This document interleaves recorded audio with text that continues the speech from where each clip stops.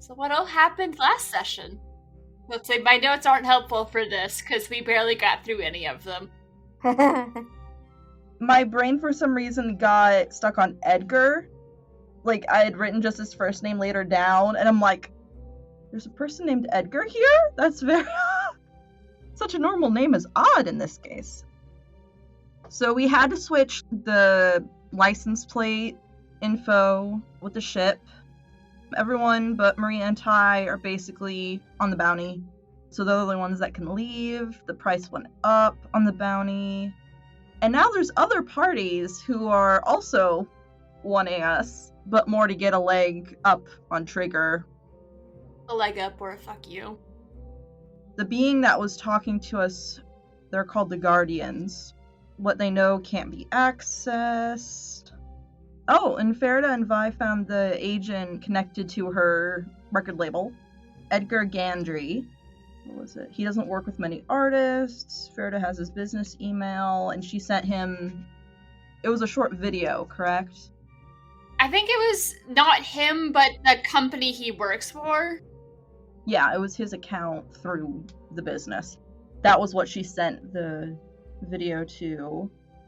He was in a scandal, but the case fell through. The allegations were in response to someone being turned down.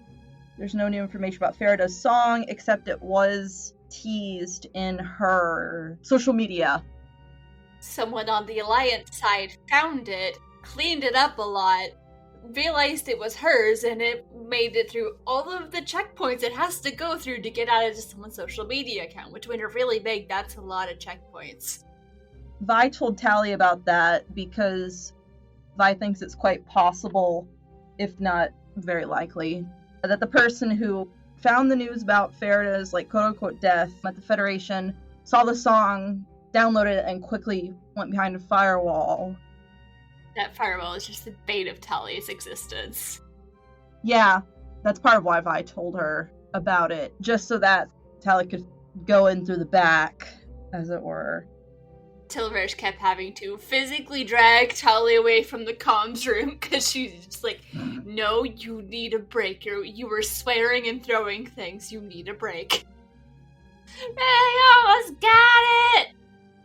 There was, let's see, one thing that Vi found weird is that Edgar meets with people before he represents them, but he obviously didn't do that with Faridah. Vi couldn't find his email or much about the Federation knowing about her. I think there were some people on the Federation side, just like random people asking where she is. Where Vi is? No, where Faridah is. Okay, Faridah. Okay, yeah. A couple people just like asking for more information on, like, are you sure she's there? That she's still in the Federation? Some people that don't actually believe she was on the ship and don't think she's actually dead, maybe. Okay. Also, want to clarify, definitely was not anyone related to her asking that. Okay. I don't think her parents have posted anything online about it. Better not. Otherwise Vi's gonna be a little aggravated. That just makes things harder. Oh, well, just the situation in general. Yeah. Okay, and then after that, Anima and Vi spoke. Anima wanted Vi to know that she was there for her if she needed someone. Vi told Anima a little bit about her family. There was character growth. Yes, it was. It was a very touching moment. It was beautiful. I was just sitting there like, oh wow. And then we had dreams after that, and... Yes. Mm-hmm. Only one thing got interjected. It was slightly unsettling having creepy laughter in your nightmares, but that's a creepy dream too, so... It's... Yeah, it's not ideal in any way. But that laugh has always been there. Okay. Sometimes it's louder, other times it's not as loud, but it's been there. I think I have a question I'm gonna need to ask you later about that then, but okay. So in the next morning, turns out there's a buyer for the engine. Buyer is Paragon Industries. And then Vi sort of incited that Spectra got a clue about what happened, probably about Jen. And then it's good news. Or at least an answer. Or an answer. Okay. And then she tried to remember what happened that day because she's going to do more research. But I think that's it. Yeah, I had plans. They just got shoved back to this session because I was like, this is kind of beautiful and I want to let it keep going. Also, do you have an actual... Can I see the Vi's conspiracy board for the bounty? Is this... Yeah, I just got to the circus, actually. I kind of forgot about it, but yeah. It's actually just in bullet list form. Nice. Yeah, but the fact that it's over half a page and I just got to the circus and with the artisans, it may be a few pages. But yeah, it's fine. Vi's writing down everyone they've interacted with for the past 3 or 4 days, right? Because it hasn't been that long since the circus. Yeah, Vi's having a bit of a time. She is putting, what probability these situations are. So, she's not fully grasping at straws, but she is wanting more information now about this. Yeah. If there's nothing in particular anyone wants to do in the hour before you guys get to Paragon, we might just jump ahead to that. Because I feel like we could also really easily get sidetracked, and I'm kind of excited about Paragon Industries. I've had fun with this. Vi's just gonna work on the growing list of probabilities. Probably muttering to herself and making people slightly concerned, but it's fine. We were working on fixing up my old armor. Oh yeah. Oh yeah, you're also doing that. Getting that stripped down, because you have other armor you can borrow in the meantime that's better and less questionable quality. Because it's made for people who are not viewed as mass-produced, easy to replace. So you are all on your way to Paragon Industries. Spectra has all these stealth protocols activated to keep anyone from noticing them. She has this ship flying in lanes where she could easily blend in with everything else. She's got the new docking number in place. Probably not the most legal move, but it's fine because her brother doesn't care. He's not using the ship. She can use the docking number. It's probably fine. Better to ask forgiveness than permission. Yeah. So, Paragon Industries, they have several different locations. The location you're going to is one that's in between shifts, and it's not docked on a planet. It's free-floating in a planet's orbit. And how things work with a lot of different research stations and the Alliance is they have different cycles. There will be some cycles where they have a lot of people working on a lot of things at the same time, and then they have cycles where it's only just certain crews working on more long-term projects. So they're currently in a lower cycle, so there's not as many people, but there are still all the security measures there, as well as all the security is monitored internally. This in particular is one of their places where they work or keep an eye on experimental technologies just to see how it's going and how they want to progress with things. And it's also near a relatively well-traveled gas station because the Opal Star needs more fuel, so that's going to be the next stop. But first off, you arrive at Paragon Industries. The docking goes smoothly. It's bigger and it has 2 wings to it, but when you look at it, it looks like one of the wings is currently not active. When people ask about that, Spectra will explain the fact that it's in a low cycle, but they're about to shift into a higher cycle in the next couple of days. So that's kind of why this is happening now, because it'll also take a couple of days for the thing to get processed, so make it less obvious to people when exactly you were there. She's had to try drop-offs from people before. When you get there, the ship docks and everyone is able to exit.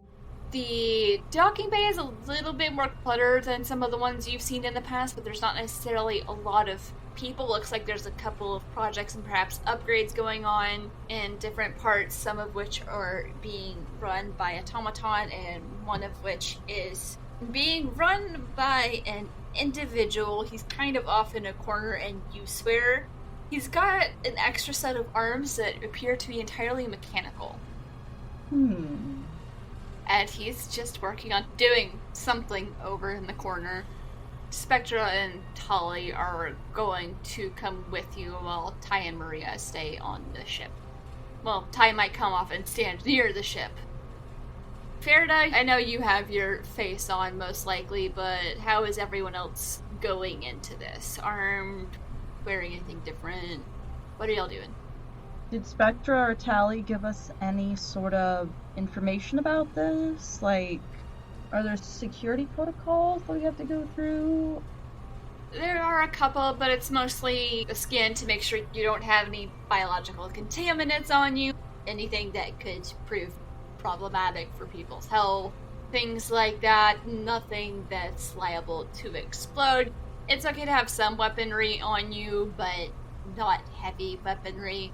Because they understand having some security with you, they're okay with that. You just can't bring, like, a machine gun with you, because that's a little much. But it's going to be pretty quiet. You'll probably have an armed escort just because it's a research and development lab. They need to make sure you don't touch anything you're not supposed to. But for the most part, you'll be walking with the engine to the place where it's going to have all the initial testing done and then eventually be cataloged into the system. And then sign some non-disclosure agreements, because this could become proprietary technology. Just basically don't go running around blasting everywhere that, oh hey, we found this. If you have any scans, you can't really blast them all over the place, but often with something like this, the people who do the delivery will get access to like prototypes or maybe get a discount on technology developed off of what they learned from the item. It works well for everyone. Some legal jargon, but mostly straightforward. And all the security is handled and monitored internally. I would say Vi probably goes in with all her stuff, but that's just a normal thing for her usually. I guess the most obvious weapon would be the saber, so if anyone says anything about that, then she would possibly leave it. I think for the most part, they're fine with you having that. They just politely request that you be careful to not accidentally bump into anything when you're in certain crowded areas, especially if you're in a lab, just because you don't want to break anything that might cause weird reactions. Okay. They have security protocols in place, which really rather not have that happen, because it's a bit of a nightmare getting that to shut down. Yeah, then Vi'll try to make sure that her saber in its sheath is more vertical, just so it doesn't hit anything behind her. Have your hand on it, on the hilt, and like have it adjusted so it's staying lined up with your leg. Yeah, more like that, yeah. They have no problem with that. The drones aren't flying. They're not visible. Are they just in your pockets, but they're with you? Palms. Actually, Anima, roll me wisdom. Okay. 17. A lot of the information about how things work here, and they also tell you a little bit more about the company. But as they're explaining, like, the protocols and stuff, you nod along, because it all makes sense to you. It's stuff you've heard before, and you don't know if you've worked with Paragon in the past, but you know you've worked with companies that handle things in similar ways. You remember learning it in class, but also you remember you've worked with research companies. Because Paragon, it's mostly tech-based, but they do have some different biological things going on. With R&D, it's a lot more expanded, the things that they look at, but not all the things that they research end up becoming products that they sell. Some of the things that they research just end up getting sold to another company that maybe is more suited or has more of a focus in that area.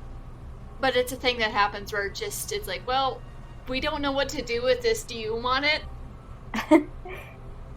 Yeah, so parts of this feel rather familiar to you. Okay. So they do the quick scan and go through all the other security measures, ask some questions. Basically, do you intend to take anything from the lab? Do you intend to cause any harm? wrote questions that they have to ask before letting you in. It's like, you understand you can't take pictures and share anything here, and there's this device that you feel like is looking at you the whole time. But unless one of you intends on stealing either technology or information, you have no trouble passing all of that. I have a quick thing. Before we go, I would like to do a perception. I don't know if it would be perception or an investigation. Check on the one person in the dock. There's a couple of people, and there's a couple who came to meet you. Are you referring to the four-armed individual in the corner? Yes. Okay. Roll perception and tell me what you're trying to perceive. Okay, that's not too bad. I got a 14. Okay. Which is still lower than passive, but it's fine. Mainly, she just wants to see if the person is actually doing a task, or is more... This may actually not be perception, technically. If they are doing a task, or if they're just sort of... Trying to look busy? Yeah. That could probably count as insight, but with that roll, it looks like he is in the middle of taking something apart and putting it back together, and he's very focused on it. Alright. Let me see if... Spectra notices you looking over, and she follows your line of sight. She's like, huh, I thought the other would be harder to find. 1 second, I'll be right back. And she walks over to the individual. And Ty looks over and is like, oh, I didn't know he was working here. Sweet, we're gonna get our engineer back. Okay. It's an old friend of yours. That's good. Yeah, his name is Lex. He's cool. Not the most talkative, just kind of let him do his thing. He's an absolute genius, though. He's the one that's usually in charge of engineering, so I enjoy being in engineering. He's better at it. We weren't entirely sure where exactly he went when we went undercover, so yeah. I've missed having him in the engine room because there's a lot of things that need to be updated, and some of it's a little over what I'm capable of. That's good. I just wanted to keep aware of any potential unpleasant surprises. So, I'm glad that you two know him. Oh yeah, he's great. Just, if he has the door shut, knock first. He might not let you into engineering, but we'll let you know. Okay. He can be particular. What was his name again? Lex. Spectra walks over and stands there for a second, and he kind of looks up, and they have a brief conversation, and she gestures back to the ship. He nods and starts finishing up what he's doing with two arms, while like pulling a piece of paper out of his pocket, waving down someone else and like handing it to them. And then when he's finished with what he's doing, you just see he gets up and walks over to a door off to the side, which is labeled Engineer's Quarters, and disappears into there. Sorry, I have to say this. I had this image that what he gave them was like an I quit. A little piece of paper saying I quit, and just giving it to them. So that means he had it on his person for who knows how long. Okay, continue. Sorry. I mean, it was more nicely phrased than that. But it was basically like a slip of paper saying, I am returning back to my main job, bye. Spectra comes back and is like, he'll be on the ship and probably elbows deep in engineering by the time we're ready to leave. Awesome. It'll be nice to have him back, but we might need to kind of one person at a time introduce y'all to him. Alright. As you say that, you see he walks back out, and he's got 2 bags slung over his mechanical arms and another one slung over his back, and he just walks onto the ship. I've been trying to find a good way to introduce him, and I'm like, finally! Yay! Because also now Faridah has another engineer friend. Hooray. I look forward to getting to know him. I'll warm up to you in time. I still am working on his personality and his voice. He's pretty cool. Yeah, so after all of the basic security questions and protocols are done, they give you disclaimers about don't touch anything that has this in it, don't touch anything that has this in it, all the basics. If this starts going on, here's what you do. A whole spiel. Might seem unnecessary, but it's one of those, you gotta do it. Okay, so where is it? I was like, oh yeah, 1 second. She darts back to the ship and like sticks her head in the door, and you hear her yelling for Ty. And the person talking to you, yeah, I'm gonna say she's Eldori, looks older, hair pulled back into a ponytail, wearing not quite a lab coat, also not quite workers' coveralls, but like somewhere in the middle. I don't know what their uniforms look like, but there's a pretty standard uniform. So she gestures for one or two of the extra people to go and help move the engine, and it takes them a couple of minutes. Unless, would y'all like to help move the engine? I'll help. I mean, I can. Yeah, I'll help. I keep on forgetting that I actually have strength. I mean, it wasn't super heavy, and you'll have Ty helping you this time. It was mostly just awkward. It's like something about like the weight and the materials, just your brain's still trying to do the math on what it could be made of or how it works. Alright, so yeah, I don't think I'm gonna make you roll anima, because you'll have enough hands able to help you get the engine out of cargo bay. Tully has to help get all of the straps and stuff off of it so you can actually lift it.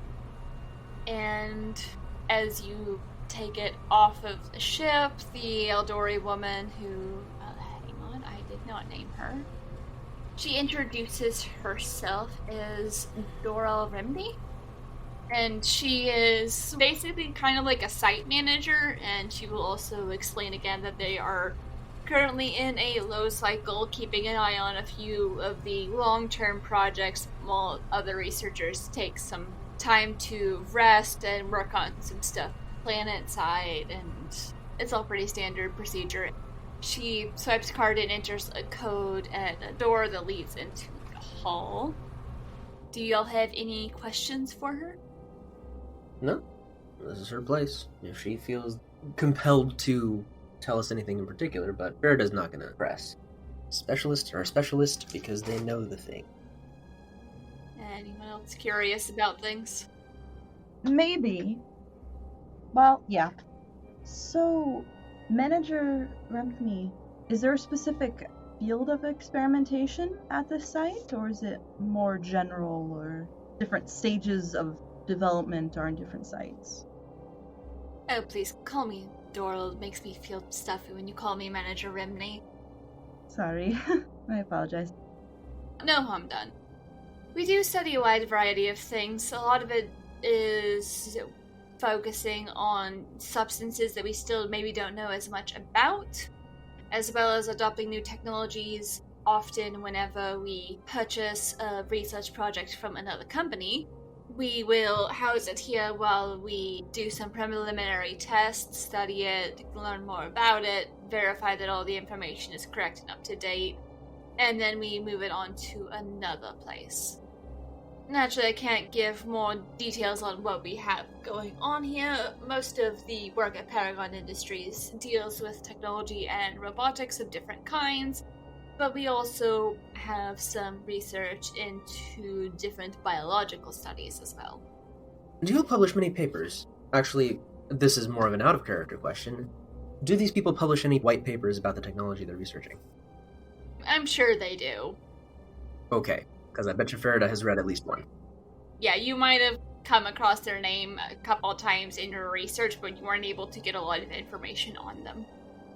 Oh, about them specifically? Probably not. But regarding robotics and the other engineering stuff that she does, she probably has encountered some stuff from them. Yes. So then Faridah will probably respond, oh yes, I've read some of your work. Oh, really? Are you interested in the robotics or the biological side? For me, that kind of blends, and she'll open her hand and gesture, and Tails will trail behind her hand, and he'll kind of wave before he, sneaks back to her hand. It's kind of a blending for me. I find myself to be more of a generalist.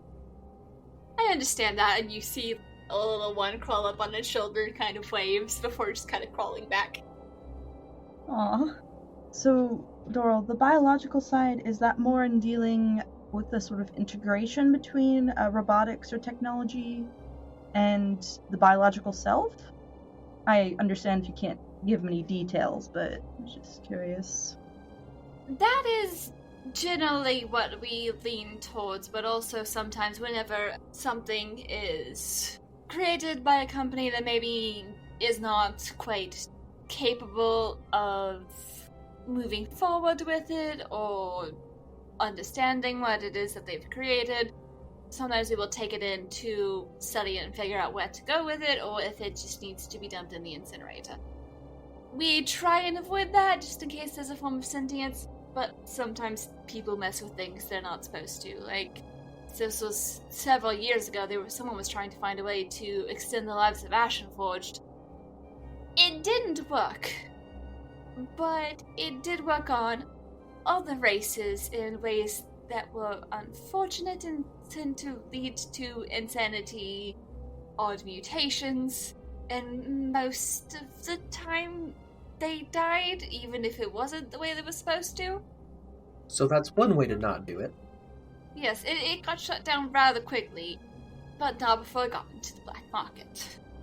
Oh yeah, that stuff is terrible. We've had to try and shut down a couple of those operations, but it's scary what people will do to themselves to live forever.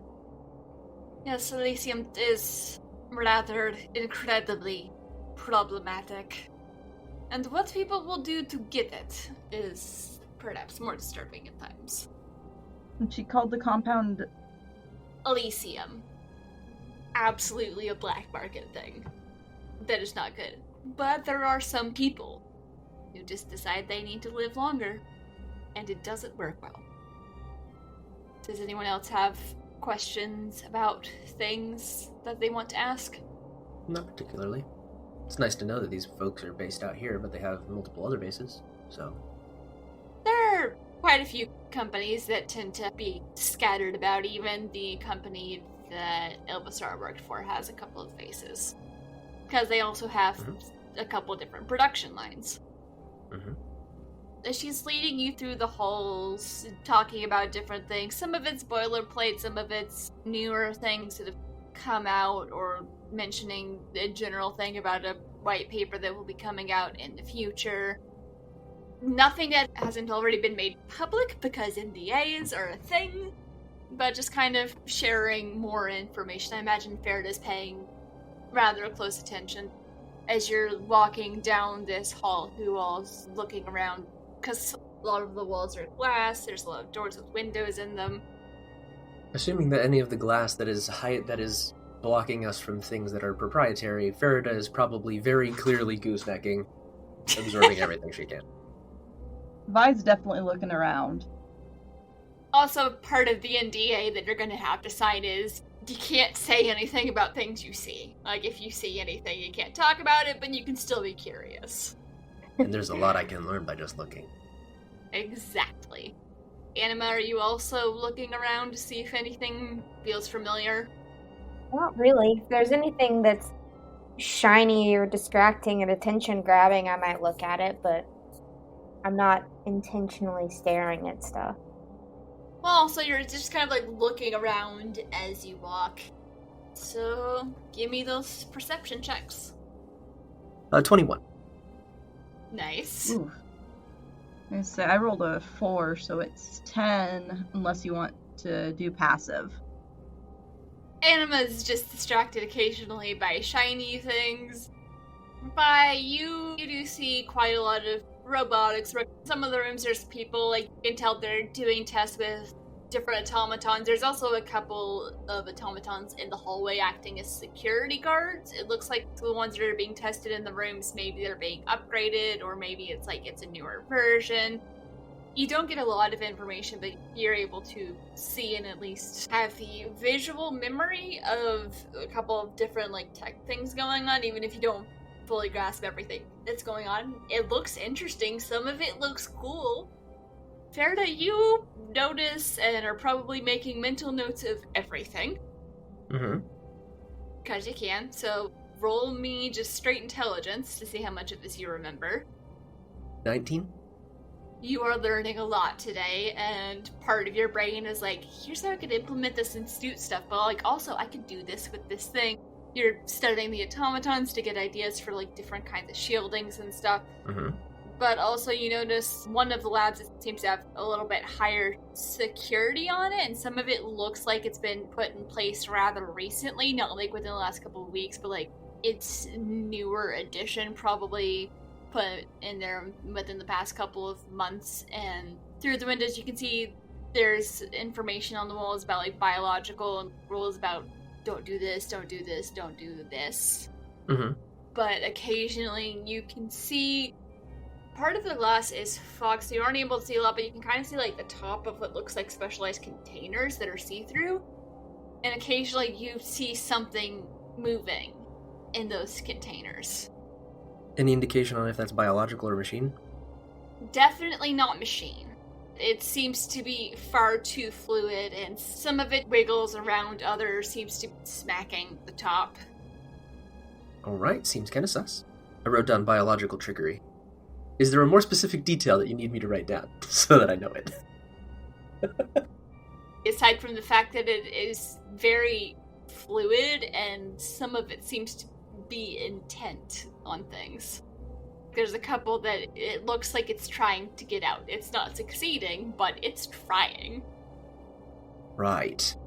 In the warnings, or near where warnings are posted about biological contaminants or whatever is going on, is there any cleanup kit or emergency response kit that is visible there that would delineate the assumed response to anything going wrong in this room? A lot of the notes look handwritten, but you're able to see if substance gets out, activate security particles, lock down the door. It mentions if orange substance gets out, keep all machinery out of the room. There are some mention of possible containment units in the supply closet, which is next door to it, but they're experimental. We'll have notes about don't get it on you, approach with caution. Not personally useful to Faridah, but very much useful to know the kind of situation that one might need to avoid being in. Okay, cool. And there is something on the wall about the fact that this is something that they're not keeping and they are planning on getting rid of. They are just waiting to find how to get rid of it. Sentient nuclear waste. Got it. That is to say, it's hard to get rid of. Yeah, there might be a couple of like where people wrote notes on it saying, note to self, kill the idiot that made this. And in regards to the systems that need to stay on, are there any systems that need to stay on that are narratively relevant? That is to say, something that, for example, suppresses whatever it is that is in this. Like a life support system that's like drugging it out, or some...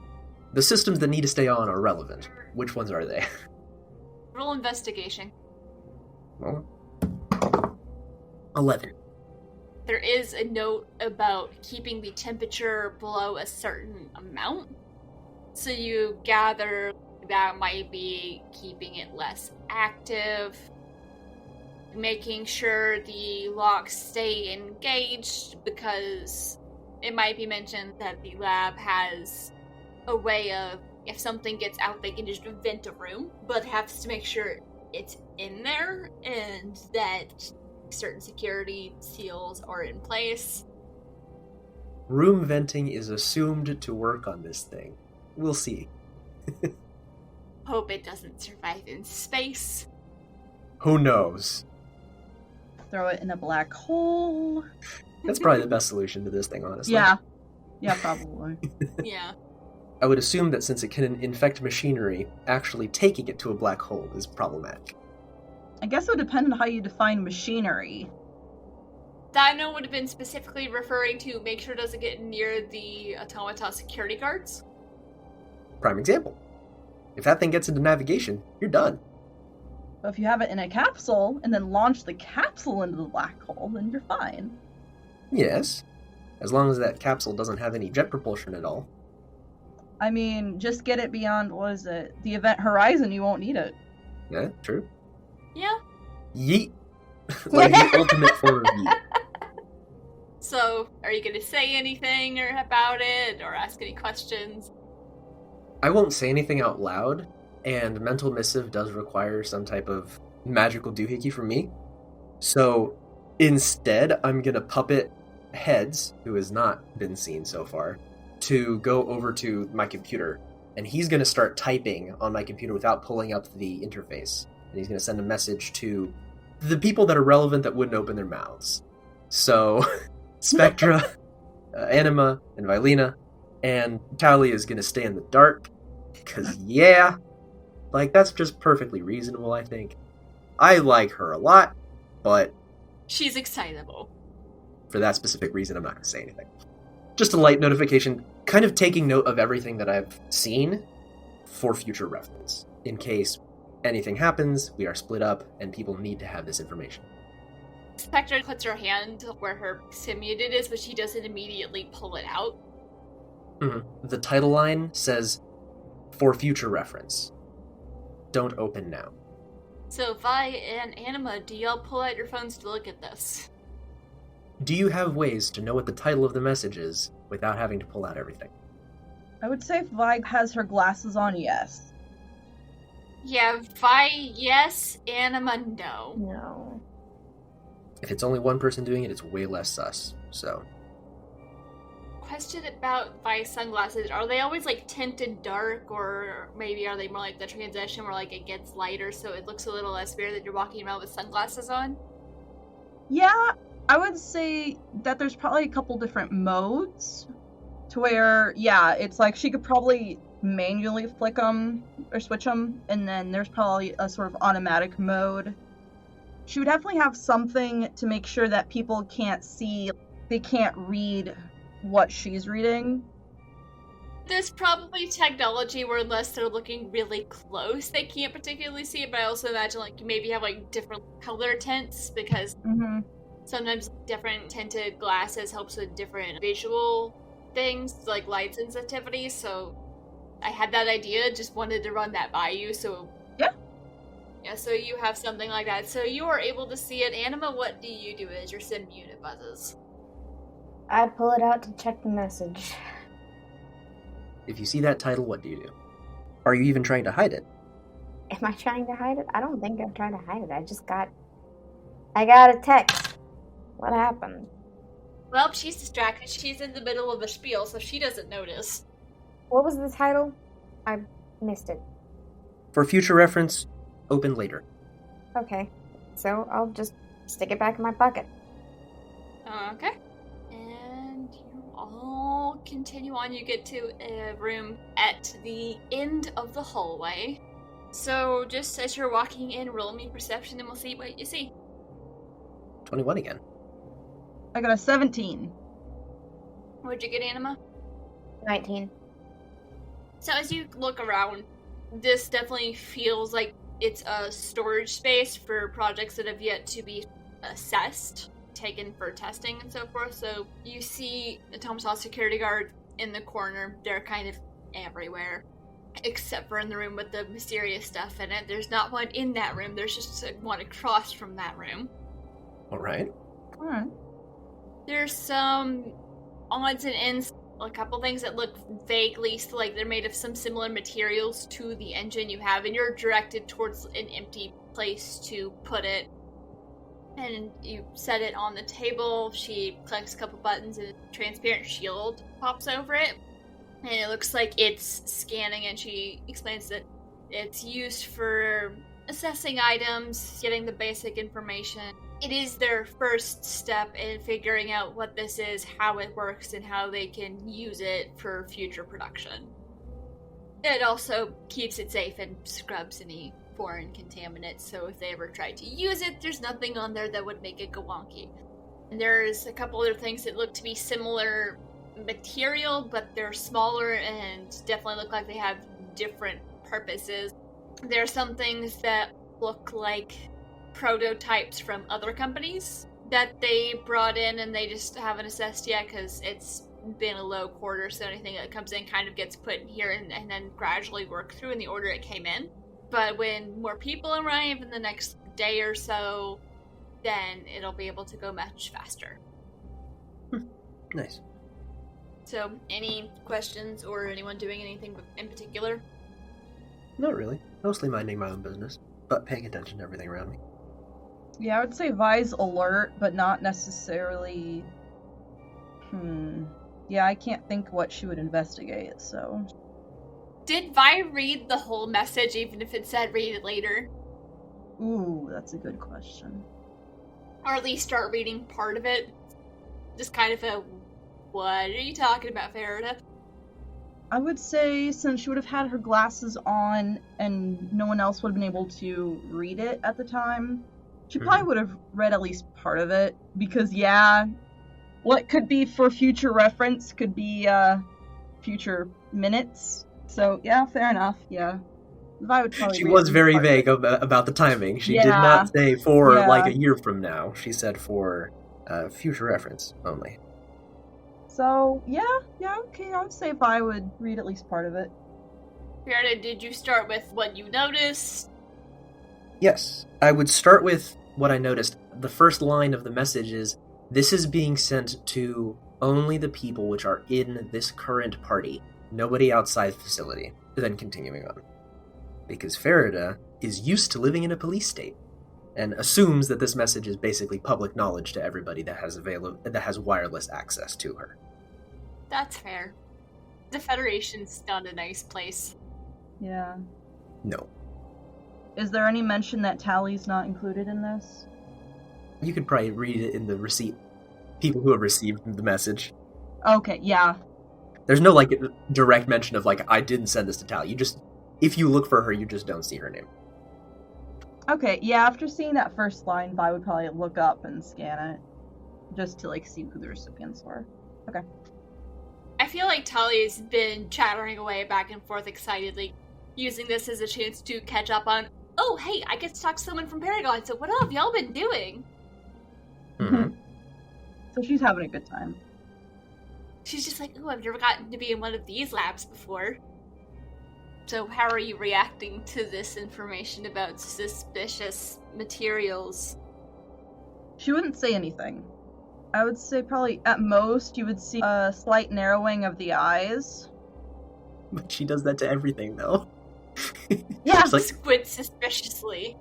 That is one of her default states. So she would probably then, actually, while we were in the rooms, trying to look like she was casually looking for anything that would be, like, biologic. Aside from the people in the room, there's nothing biological in the room you're in. Okay, then I would probably talk to Doral. I see that this is where a lot of the yet-to-be-tested experiments are. Are the biologic ones usually given, like, a higher priority? Since, as you've spoken before, some of them require disposal than further testing or development. A big part of that depends on the situation in which we received the biological product. Sometimes it's sold from another company that we don't have the resources to take this further, perhaps you do.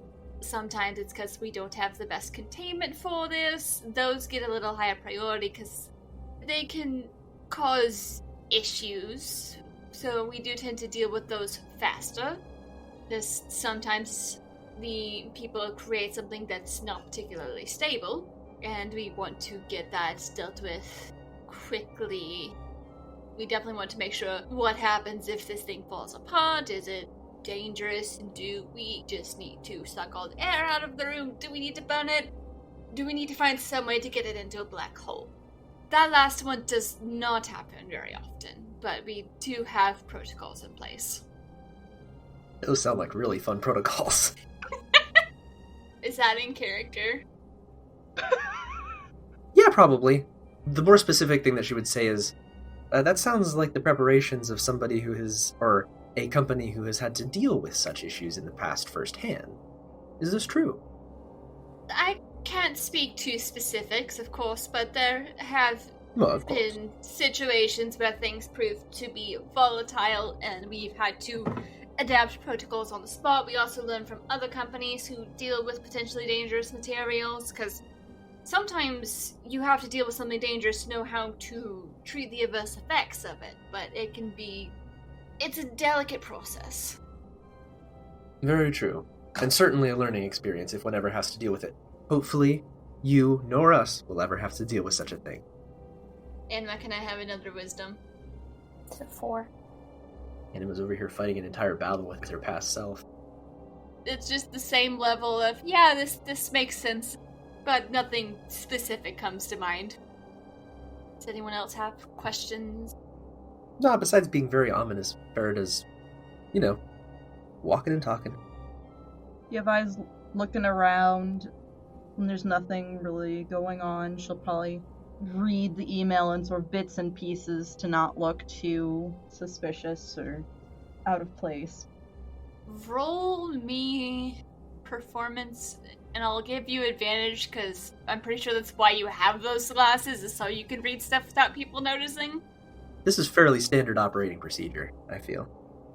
Yay! I got a nat 20, so it's a 21, but still. Yay!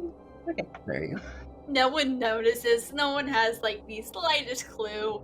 You're just kind of sitting there nodding because Doral is talking about just need to fill out some paperwork, NDAs, going over the things you can't talk about, which is pretty much everything you've seen and anything you gathered about what you got from the vault. They'll let you know when it's going to be public knowledge and you can talk about it. Talking about how they were going to be delivering the money for it. She and Spectra have kind of gone back and forth on some details of it, like getting to where if they are able to replicate the engine, they get the percentage of sales from it. It's a small percentage, but it could be pretty impressive.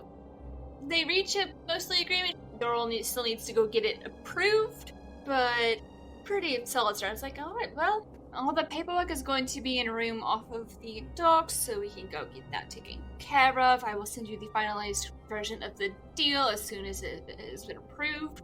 And let's get you back on our way, shall we? Sounds like a plan. Alright. And as she says that, an alarm starts going off.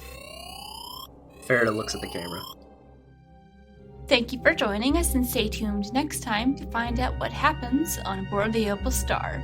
If you don't want to wait, you can get early access to our episodes over at patreon.com/pseudonymsocial. If you like our show, please consider leaving us a review on your favorite podcasting app so people can know where to find us. We couldn't do this without your help. Aboard the Opal Star is a production of Pseudonym Social, changing reality one story at a time. It is DM'd and produced by me, Brianna Toiber. I'm Casey, and I'm playing Anima the Ashen Forged. Victor, I'm playing Faridah the Promethean. My name's Alexis, and I am playing Mylena Sorrell, the Eldori. With music by Patrick Chester of Chester Studios. To get more information on this or any of our other shows, check out our website at pseudonymsocial.wordpress.com.